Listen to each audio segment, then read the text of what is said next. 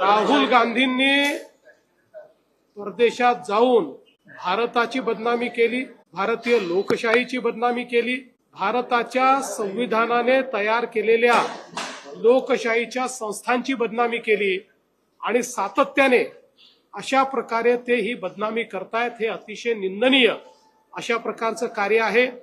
वारंवार निवडणुकांमध्ये हारल्यानंतर त्यांच्या मनावर परिणाम झालेला दिसतो आहे, पण ते एका विरोधी पक्षाचे नेते असताना अशा प्रकारे जर आपल्याच देशाची बदनामी ते विदेशात जाऊन करत असतील तर कुठेतरी त्यांच्याबद्दल संशय निर्माण होतो की ते नेमकं कोणाचा अजेंडा चालवत आहेत.